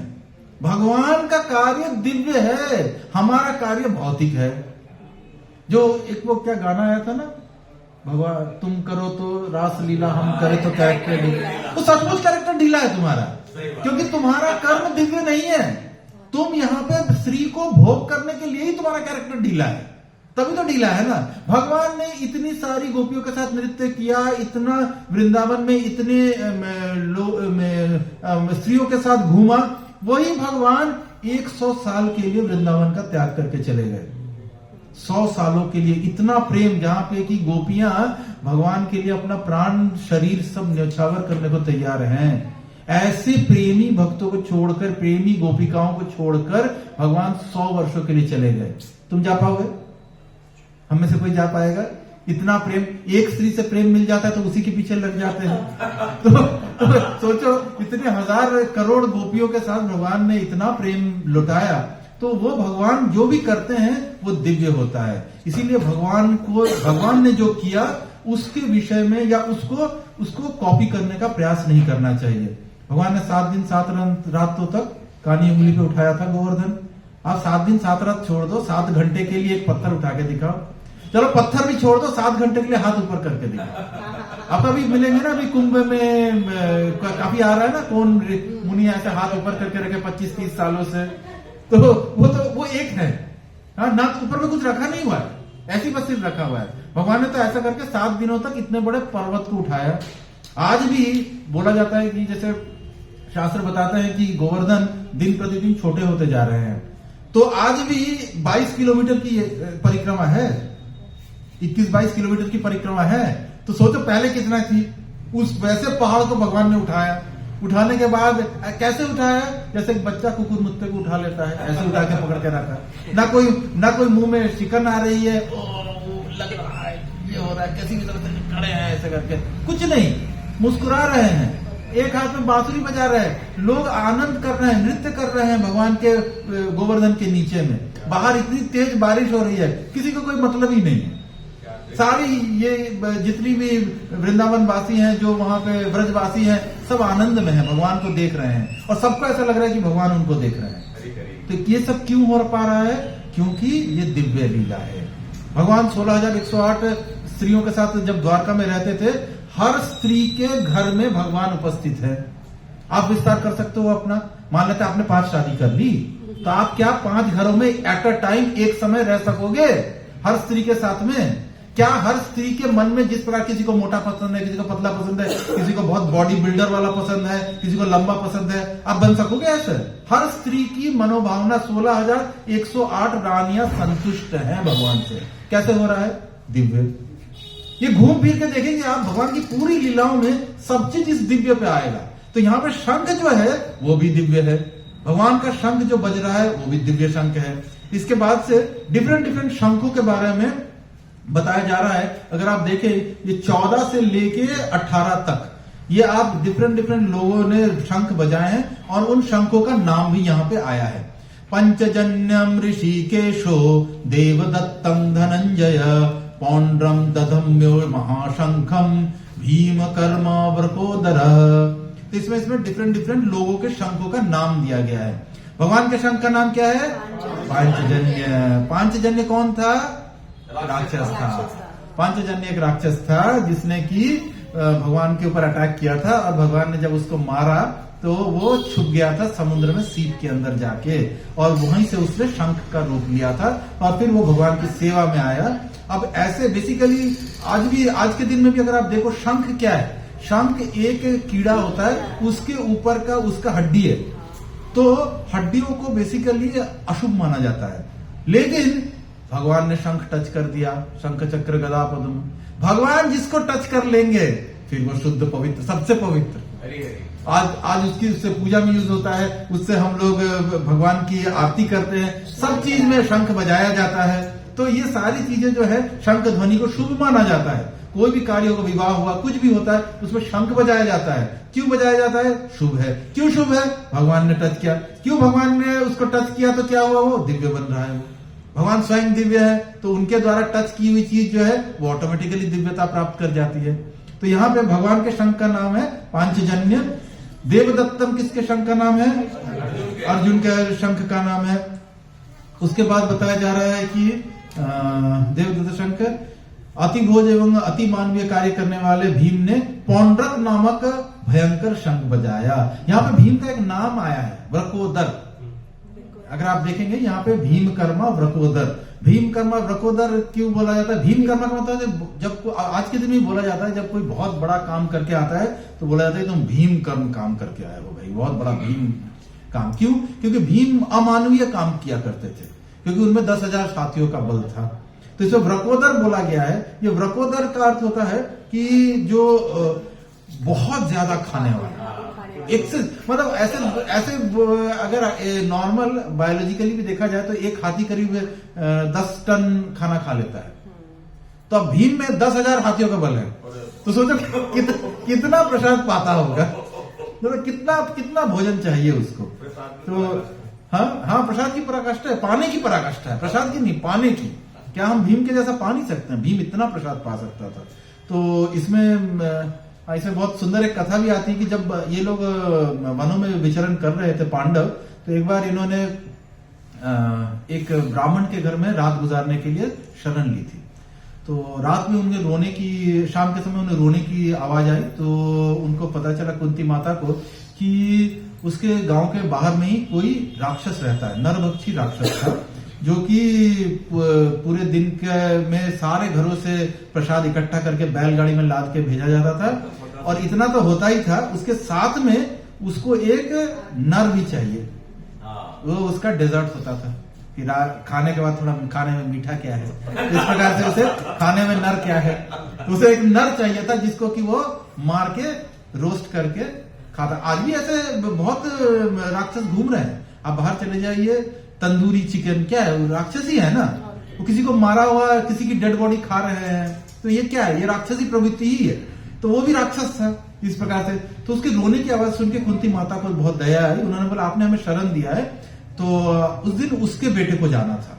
तो उन्होंने बोला आज आप अपने बेटे को मत भेजिए, मेरे तो 5 पुत्र हैं, मेरा अगर एक चला भी जाएगा तो कोई दुकान है, आपके तो सिर्फ एक पुत्र है, तो आज मेरा बेटा जाएगा। कौन जाएगा? भीम को भेज देते हैं। तो कुंती माता ने भीम को आदेश दिया, भीम भी बैठ गए। भीम को बड़ा मजा आया क्योंकि बहुत बड़ी बैलगाड़ी थी और बैलगाड़ी पूरा भरा हुआ था, भोजन, हर तरह के भोजन प्रसाद से भरा हुआ। तो जब वहां पे पहुंचा तो वो राक्षस तब तक बाहर नहीं निकला हुआ था। वो राक्षस जनरली रात में ज्यादा होते हैं, रात भर जागते हैं, रात में पार्टी करेंगे। अभी तो पार्टी शुरू हुई है, ये राक्षसी प्रवृत्ति है। तो हम 4 बजे सुबह उठ जाते हैं मंगल आरती के लिए, राक्षस बोलते हैं 4 बजे से सोने जाने का टाइम है, अब क्या बहुत हो गया। तो इसमें अब क्या हुआ कि भीम वहां बैठे बैठे उनको लग गई भूख, स्मेल आ रही थी, खुशबू आ रही थी प्रसाद की। तो उन्होंने सारा प्रसाद, सोचो एक बैल गाड़ी भर्ती प्रसाद उन्होंने समाप्त कर दिया, पूरा समाप्त, एक चटपुट करके एकदम पूरा साफ कर दिया। तो कुछ बचा नहीं। अब रात में वो राक्षस बाहर निकला, क्योंकि इसके पहले जब भी कब हुआ था तो वो जो आदमी था वो तो बेचारा डरा ही रहता था कि अब मेरी मृत्यु आने वाली है। तो वो बाहर निकला तो राक्षस ने देखा कि सारे बर्तनों के ढक्कन इधर उधर फेंके हुए हैं और बर्तन सारे खाली हैं और एक मोटा ताजा आदमी बैठा हुआ है। तो उन्होंने बोला मेरा भोजन कहाँ गया? ये तो बाद में इसको रोस्ट करके खाना था, पहले तो भोजन खाना है ना। तो फिर उसने बोला वो तो मैं खा गया। बोले पापी, तुमने मेरा भोजन खा लिया, तो अब तो मैं तुम्हें नहीं छोड़ूंगा। तो इसके बाद में राक्षस के साथ भीम की युद्ध होता है और उस राक्षस का शायद एक सींग नहीं था। तो भीम ने फाइनली, भीम के पास तो कोई हथियार था नहीं, उसने उसी सींग को तोड़ के उसके हृदय में वो सींग ही मार के उससे राक्षस को समाप्त किया। उसका नाम वृकासुर था, उसका भी नाम वृकासुर था। आप ये सोच सकते हैं कि वृकोदर वहां पे भी आ सकता है। तो भीम का नाम वृकोदर था। भीम बहुत ज्यादा भोजन लेते थे, इसलिए उनका नाम वृकोदर था। तो इस श्लोक में यहाँ पे देखिए प्रभुपाद भी बोल रहे हैं अर्जुन को धनंजय कहा गया। हाँ, ये श्लोक मतलब ये सारे श्लोकों में ऐसे ऐसे वर्ड्स यूज हुए हैं ना, मतलब कि अभी अगर बोला जाए तो अगला 5 क्लास इस श्लोक पे हो सकता है। पहला है इसमें ऋषिकेश। ये ऋषिकेश शब्द का अर्थ क्या होता है? हाँ, ऋषिकेश का अर्थ हुआ इंद्रियों के स्वामी। इंद्रियों मतलब वही कि जैसे हमारी जो देखने की शक्ति है, जो दृष्टि है वो इंद्रिय है। हमारी इस प्रकार की 6 इंद्रियां हैं। ये सारे इंद्रियों के जो स्वामी हैं, इनके जो कंट्रोलर हैं, वो ऋषिकेश भगवान है, भगवान श्री कृष्ण। तो उनको ऋषिकेश बोला जाता है। काफी सारे लोग आपको बोल देंगे अरे वो हरिद्वार के आगे ऋषिकेश जगह है ना, वहां ऋषि के बाल गिरे थे, केश गिरे थे, इसलिए ऋषिकेश है। नहीं जी नहीं, ऋषिकेश का ऐसा कोई अर्थ नहीं है। ऋषिकेश का अर्थ ही होता है, क्यों? क्योंकि पहला आता है हरिद्वार, हरि के द्वार जाने का रास्ता। कौन से हरि? न बद्रीनाथ में भगवान नर नारायण तपस्या कर रहे हैं। ये उन नर नारायण के ओर जाने का जो द्वार है वो हरिद्वार है। उसके बाद ही ऋषिकेश है। ऋषिकेश में बोला जाता है कि वहां पे आप देखेंगे ज्यादातर लोग तपस्याएं करते हैं, कंदराएं बनी हुई है, गुफाएं हैं, पहाड़ शुरू हो जाता है वहां से। तो वहां से आप देखेंगे लोग वहां पे क्यों करते हैं? अपनी ऋषियों को कंट्रोल करने के लिए। क्यों? हमारी जो इंद्रियां हैं उनको कंट्रोल करने के लिए। एक शास्त्र में एक श्लोक भी आता है, ऋषिकेश ऋषिकेण भक्ति उत्तमा। अगर हम अपनी इंद्रियों को कंट्रोल करेंगे करके अगर उसे ऋषिकेश के चरणों में लगाएंगे तो वो उत्तम भक्ति है। देखना है, क्या देखना है? भगवान के को देखना है। अगर कुछ सुनना है, किसके विषय में सुनना है? भगवान के विषय में सुनना है। बोलना है, ये बोलने की इंद्री का किस में काम लाना है? भगवान के विषय में बोलना है। तो ये सारी जितनी भी इंद्रियां हैं, सूंघना है। आप देखते होंगे इस्कॉन मंदिर में जाते हैं तो आरती होती है तो उसके बाद फूल सुंघाया जाता है, हाथ में लेके फूल घूमते हैं। तो ये क्यों सुंघाया जाता है? घ्राणेन इंद्रियों को शुद्ध करने के लिए। ये जो स्मेल है ना, स्मेल इंद्रियों को शुद्ध, ये स्मेल इंद्रिया बहुत विकृत भी होती है। क्योंकि आप देखेंगे कहा जाता है कि जो अपने मदन है, जो कामदेव हैं, उनकी एक जो तीर है वो ये घ्राणेंद्रियों को कंट्रोल है। इसी के चक्कर में सोचिए लाखों लाखों डॉलर्स की इंडस्ट्री चल रही है, परफ्यूम्स की, डिओडरेंट्स की। हमें जरूरत नहीं पड़ती क्योंकि हम चाहे ठंड हो गर्म हो, हम तो दिन में 2 बार नहाएंगे ही नहाएंगे। सुबह नहा लिए, शाम में नहा लिए, हमें परफ्यूम लगाने की जरूरत नहीं है। बहुत हमारा परफ्यूम क्या होता है? नरसिंह ऑयल। नरसिंह ऑयल सुबह सुबह गए, लगा लिए, दिन भर सूंघ रहे हैं नरसिंह ऑयल। हमारा तो परफ्यूम हमारे साथ चलता है। ये प्रभु जी ने इतनी सुंदर माला दी, देखो कितनी सुंदर इसमें से स्मेल आ रही है। तो ऑलरेडी ये हमारी परफ्यूम हमारे साथ चलती है। तो इस प्रकार से ऋषियों के स्वामी जो है वो ऋषिकेश है। उसके बाद इसमें आ रहा है धनंजय। धनंजय उस व्यक्ति को कहा जाए जिसने धन पे विजय प्राप्त कर ली है। इसका मतलब अंबानी अदानी नहीं है। धनंजय का मतलब हुआ कि जिसे अब धन की कोई कामना नहीं है। धन उसे विचलित नहीं कर सकता। धन के द्वारा ही पूरी दुनिया विचलित है। सारी जो दुनिया है वो आप देखेंगे जो किस काम में लगी हुई है, वो सिर्फ इसी काम में लगी हुई किस प्रकार से धन अर्जन किया जाए, धन उपार्जन करके इस धरा को, इस ब्रह्मांड को, इस पृथ्वी को भोगना है, चाहे किसी भी फॉर्म में भोगे, लेकिन पर्पस वही है कि भोग करना है। कैसे हम ज्यादा भोगे इसको, कितना अच्छे वे में भोग लें हम इसको। तो इसके लिए जो इन सब चीजों से ऊपर चला गया, ठाकुर जी ने एक बार बोला कि मैं 5 गांव ला देता हूं तुम लोगों के लिए। सोचो जिसके साथ में इतना बड़ा अन्याय हुआ, जिनकी पत्नी को इतना अपमानित किया गया, उन्हें पता है कि द्यूत क्रीड़ा में उनके साथ में छल किया गया, तब भी इतना होने के बाद इंद्रप्रस्थ बनाया, इतनी मेहनत से बनाया। वो एकदम जंगल था इंद्रप्रस्थ, जिसको कि उन्होंने इतना सुंदर महल बनाया, इतना सुंदर बनाया, उसके होने के उसको भी ले लिया अपने कौरवों ने। अब उसके बाद भी क्या बोल रहे हैं कि ठीक है भाई 5 गांव मिल जाए, ठीक है, उसी में काम चला लेंगे। और कौन बोल रहा है? उनको पता है कि हमारे पास ये शक्ति है कि हम लड़के उनसे ले सकते हैं। हमारे पास तो थोड़ी सी शक्ति हो जाए तो आदमी लड़ जाता है। तू जानता नहीं मैं कौन हूं, भले वो कोई नहीं है, लेकिन वो बोलने में तो है, मैं जानता नहीं मैं कौन हूं। दो लोगों का लड़ाई हो जाए सड़क पे, आप देखो तुरंत आ जाएगा ये डायलॉग। तो इसका मतलब क्या हुआ कि इतने होने के बावजूद भी ना तो अर्जुन को पैसे का घमंड है, ना तो पांडवों को अपनी शक्ति का घमंड है, किसी चीज का घमंड नहीं है उनको। उन्होंने, ठाकुर जी ने बोला मैं तुम्हारे 5 गांव लाता हूं, हाँ जी, उसी में खुश है। सोचो इतने बड़े चक्रवर्ती सम्राट, चक्रवर्ती का अर्थ है इस पूरे ब्रह्मांड के सम्राट, वैसे युधिष्ठिर ने को बोल क्या रहे 5 गांव दे देते हैं, तुम वहीं पे रह लो, वहां पे थोड़ी बहुत खेती बाड़ी कर लेना, लोगों से कुछ ये करा लेना, जो 5 गांव में जितने लोग मिलेंगे उनसे काम चला लो। तो उसके लिए भी हाँ जी राजी है। किसने बोला? ठाकुर। ये शरणागति है। तो इसमें अर्जुन को धनंजय बोला गया कि अर्जुन को लेश मात्र भी धन की कामना नहीं है, उसे नहीं चाहिए कोई धन, उसे मतलब धन के प्रति उसका कोई मोह ही नहीं है। ये आगे के दूसरे चैप्टर, इस चैप्टर में भी हम जब नेक्स्ट पोर्शन में जाएंगे वहां पे आएगा ये चीज कि किस प्रकार से जो विषाद योग में आएगा ये कि हमें मुझे कुछ नहीं चाहिए। अर्जुन बोलेगा मैं तो जाता हूं जंगल में जाके सन्यासी हो जाता हूं। तो इस प्रकार से ये आएगा। तो ये आप लोग पढ़िएगा 16, 17, 18 इसमें डिफरेंट यही है। सबके अपने अपने शंख बजाए गए हैं। इसका मैं तात्पर्य बता देता हूं। हे राजन, कुंती पुत्र राजा युधिष्ठिर ने अपना अनंत विजय नामक शंख बजाया। यहाँ पे देख बता रहे हैं कि युधिष्ठिर के शंख का नाम है अनंत विजय। और नकुल सहदेव ने सुघोष और मणि पुष्पक शंख बजाए। अगला क्लास जिनका भी होंगे जो लेंगे ना वो सब आप लोग का टेस्ट लेंगे, ये सब याद करके लेना है। इसमें से कम अर्जुन के शंख का नाम, भीम के शंख का नाम और युधिष्ठिर के शंख का नाम कर सकते हैं, लेकिन उससे ज्यादा भगवान के शंख का नाम 5 जन ने याद रखना होगा। भगवान के शंख का नाम, ये सारे शंखों के नाम याद रखने होंगे। इसके अलावा धृष्टद्युम्न, विराट, सात्यकी, द्रुपद, द्रौपदी के पुत्र, सुभद्रा के महाबाहु पुत्र आदि सबों ने अपने अपने शंख बजाए, सबों ने शंख बजाया। हाँ, अब आते हैं 11वें श्लोक पे। पहला शंख बजा था तो पितामह भीष्म ने बजाया था तो दुर्योधन बड़ा खुश हुआ था, उसे लगा था कि अब तो हम जीतेंगे ही जीतेंगे। लेकिन इन शंखों को, इन दिव्य शंखों को, अब देखिए भगवान ने जो शंख बजाया वो दिव्य शंख है। दिव्य शंखों का इफेक्ट देखिए। नॉर्मल शंख देखे तो कुछ देर के लिए आप खुश हो सकते हैं, तो बहुत सुंदर बजा है, तो लेकिन दिव्य शंख का इफेक्ट देखिए। अब देखिए दुर्योधन का, सघोषोधार्त राष्ट्राणाम हृदयानि व्यदारयत नभश्च पृथ्वीं चैव तुमुलो दनायन। इसमें बोल क्या रहे हैं? इन विभिन्न शंखों की ध्वनि कोलाहल पूर्ण बन गई, जो आकाश तथा पृथ्वी को शब्दयमान करती हुई धृतराष्ट्र के पुत्रों के हृदय को विदीर्ण करने लगी। हृदय को विदीर्ण करने लगी का मतलब हुआ अब डर लगने लगा कि भाई इन्होंने तो क्या शंख बजाए, हमने तो चलो एक पितामह ने और बाकी लोगों ने बजाए थे, तो थोड़ी खुशी हुई थी, लेकिन इनके जो शंख, अभी युद्ध शुरू नहीं हुआ है, शंख को अगर माने कि शंख बजाना एक युद्ध है, उसी में परास्त हो रहे हैं। क्योंकि क्यों? भगवान का दिव्य शंख बजा रहा है। दोनों तरफ शंख, आप समझ लो कंपटीशन है, दोनों तरफ शंख बज रहे हैं। तो एक ने शंख बजाया, हमारी शंख बजी, बड़ी अच्छी बजी।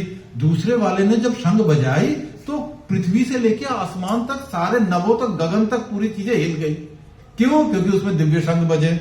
वो दिव्य शंख, यहाँ के शंख में कौन सा था? भौतिक जानवर एक है शेर, शेर का गर्जना। उतनी तक गया बात। लेकिन दिव्य शंख में तो इस पृथ्वी से लेकर आसमान तक सारी चीजों में शब्दमान हो गया सब कुछ, और इससे उनका हृदय विदीर्ण हो रहा है। विदीर्ण होने का मतलब डर लग रहा है, अब उनको लॉस होने की संभावना नजर आने लग रही है। इस विशिष्ट श्लोक में कहा गया है कि पांडव पक्ष के शंखनाद से धृतराष्ट्र के पुत्रों के हृदय विदीर्ण हो गए। इसका कारण स्वयं पांडव और भगवान कृष्ण में उनका विश्वास है। इसका मेन कारण प्रभुपाद बोल रहे हैं पांडवों का भगवान कृष्ण में विश्वास।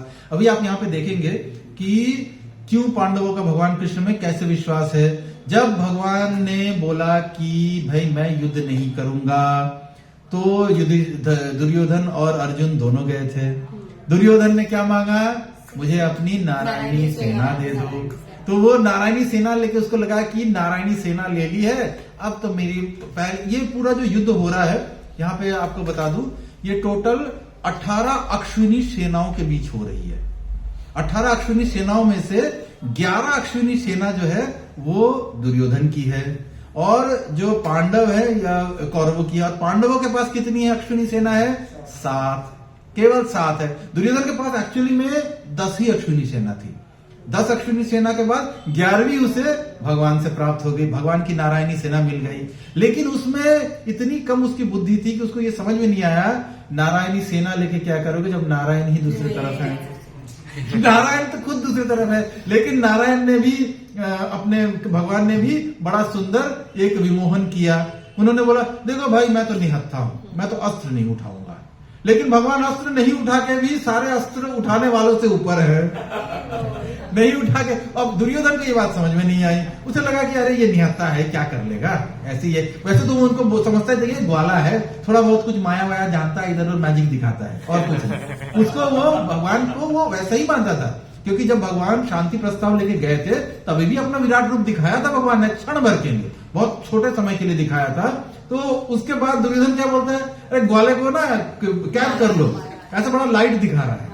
तो मतलब आप सोच सकते हैं कि दुर्योधन की सोच कहां तक थी, वो वहीं तक सोच सकता था, उसके आगे वो सोच। इसीलिए भगवान वहां पे सामने मौजूद है, फिर भी आधे से ज्यादा कौरवों ने तो भगवान को देखा ही नहीं। किन्होंने देखा?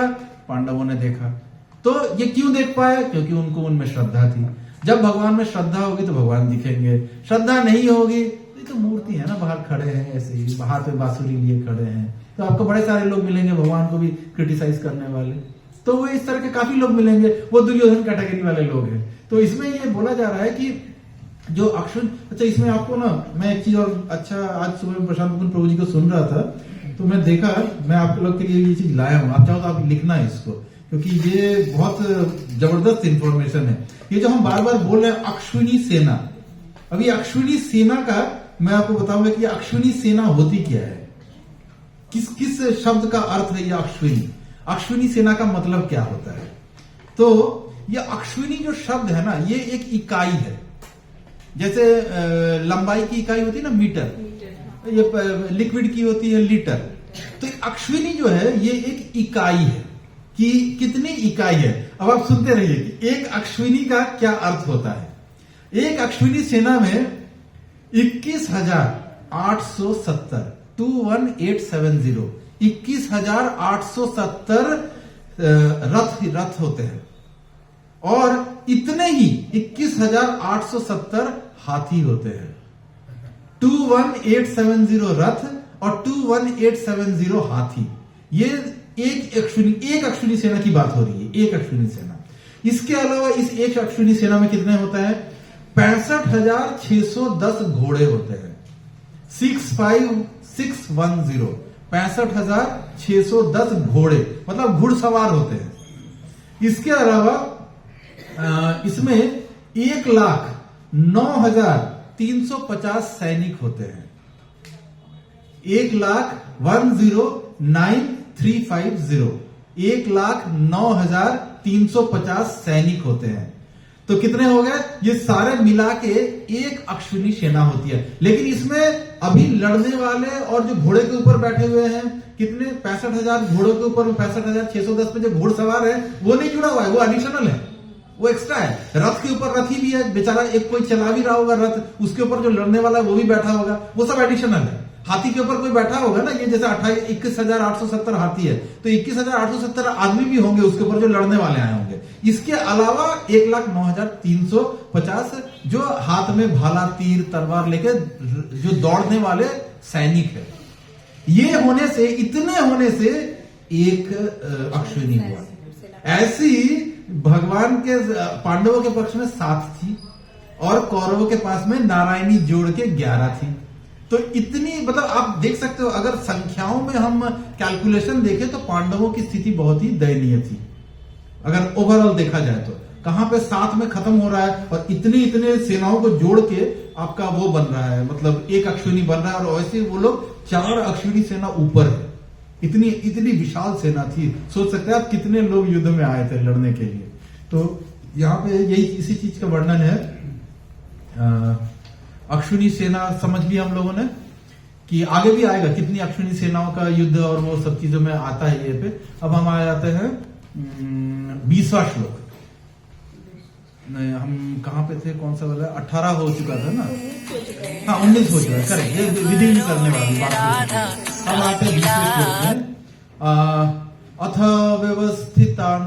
अथ व्यवस्थितान् दृष्टा धार्तराष्ट्रान् कपिध्वज प्रवृत्ते शास्त्र संपाते धनुर्युद्म पांडव ऋषिकेशं तदा वाक्यम इदं माह महीपते।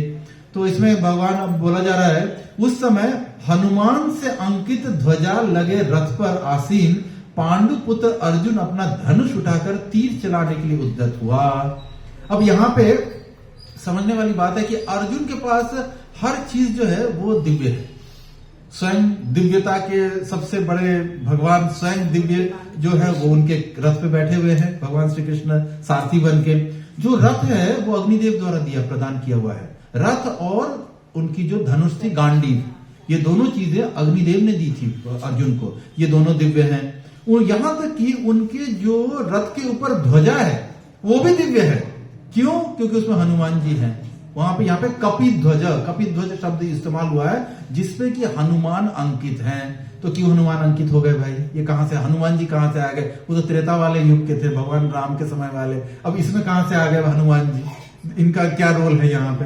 तो इसमें यह बताया जाता है कि अपने जब अर्जुन वनों में विचरण कर रहे थे पांडव, तो वहां पे उनकी प्रसंग में आता है कि उनकी मुलाकात हनुमान जी से भी हुई थी।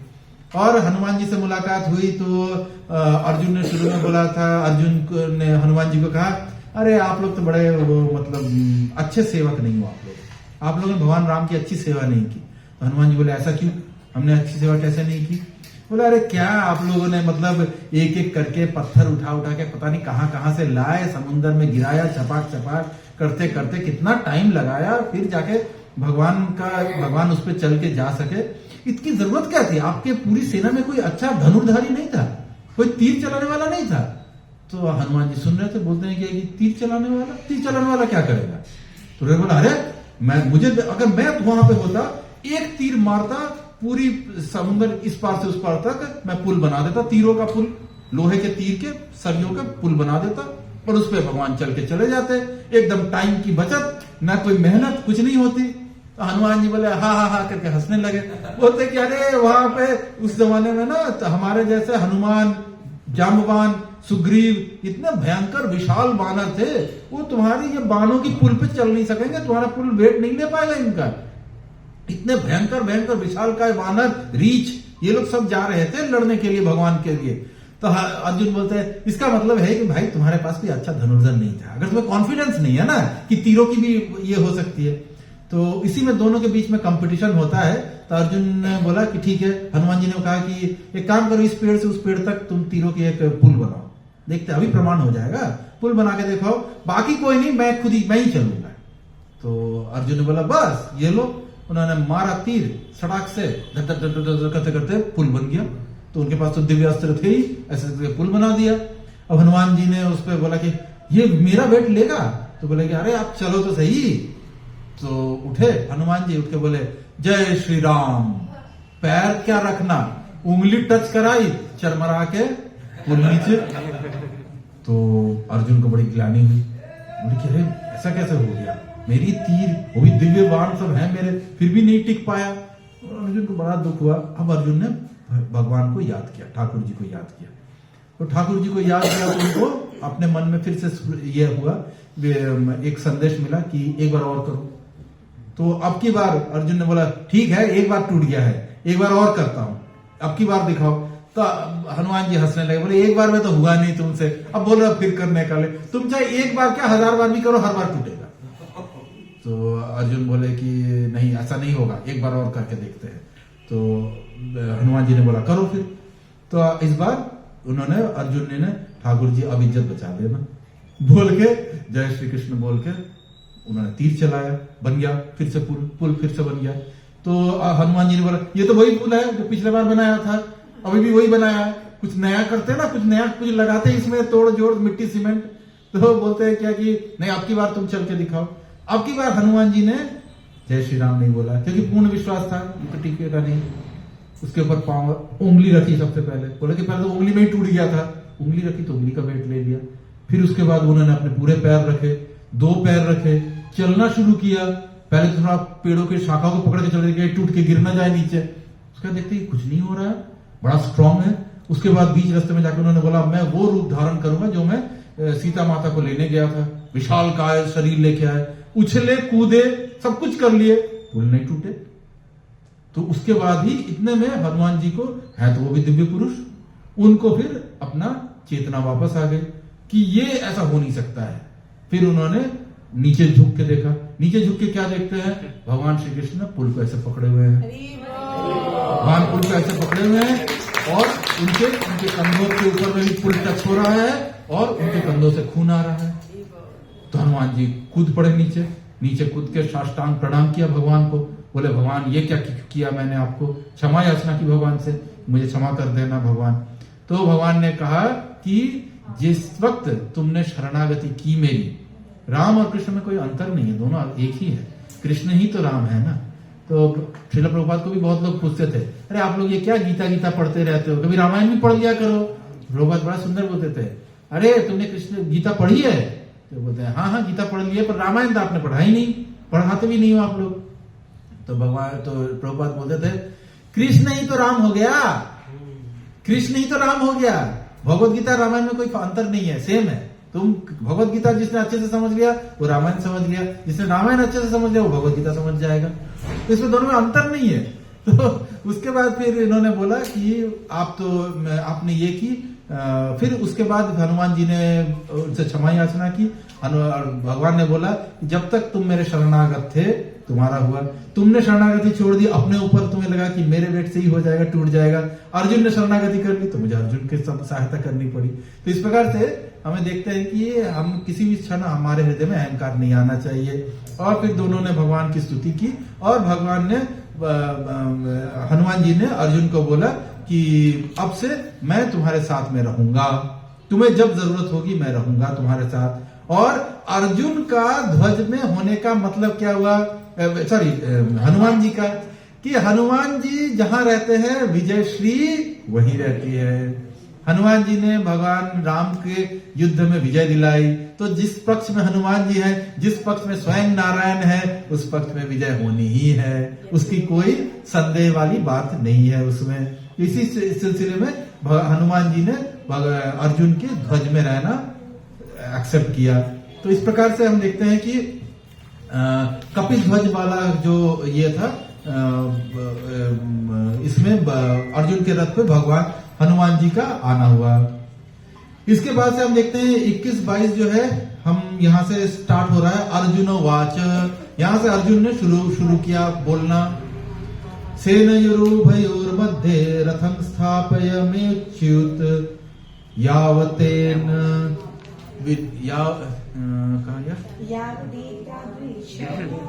यावतेता निरीक्षेऽहं यो युद्धुद कामान् अवस्थितान् कैमाया स युद्धव्यम् अस्मिन् रण युद्ध समुद्रमे।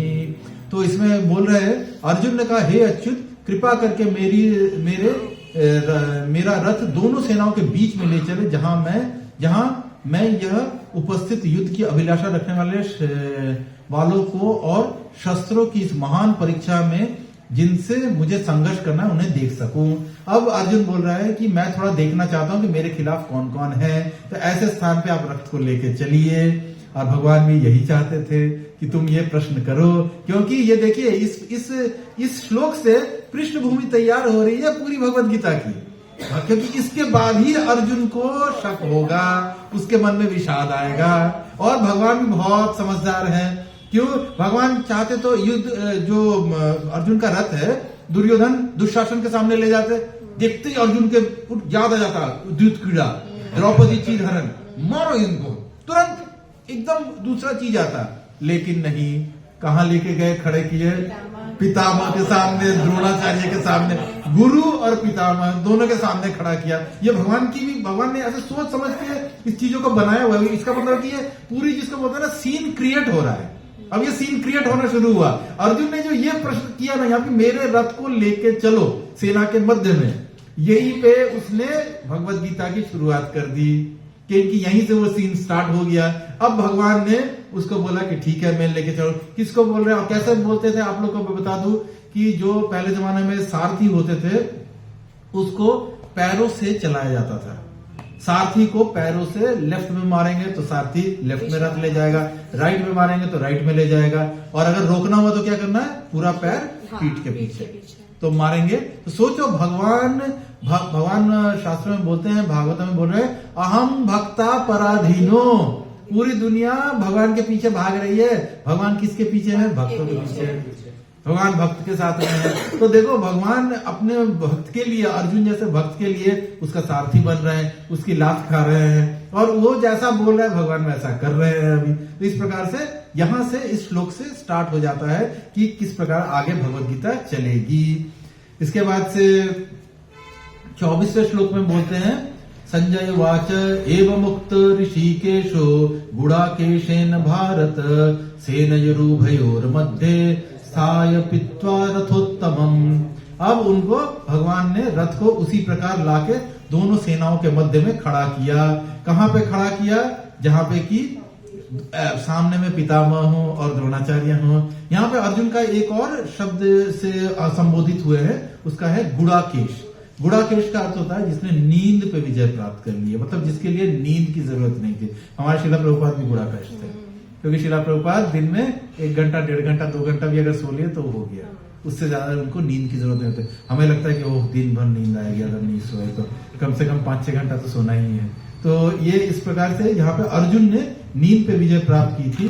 और यहाँ पे प्रभुपाद बहुत सुंदर लिख रहे हैं, नींद का अर्थ अज्ञान भी है। नींद जो है ना उसको तमोगुणी माना जाता है।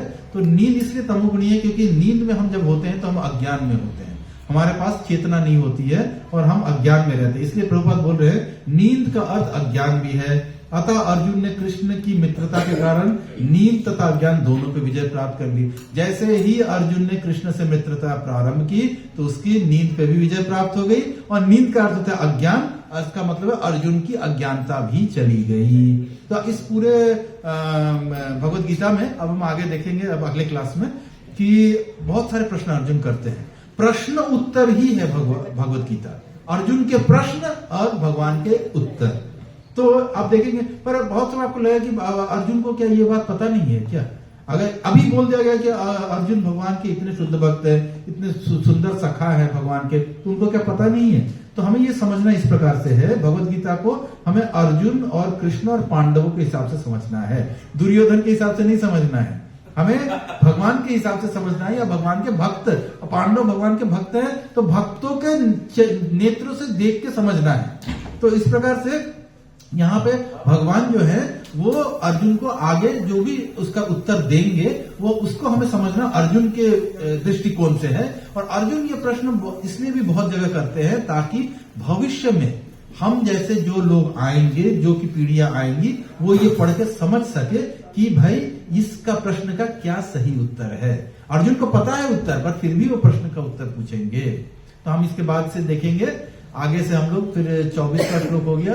अब 25-26 के बाद से हम देखेंगे अर्जुन का विषाद योग स्टार्ट होगा।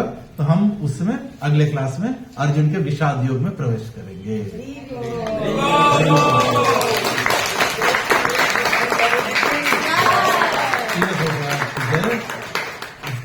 पुरुषार्थ प्रभु जी की जय हो।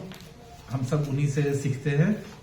तो अगर आपको इसमें से कोई शक है, कोई प्रश्न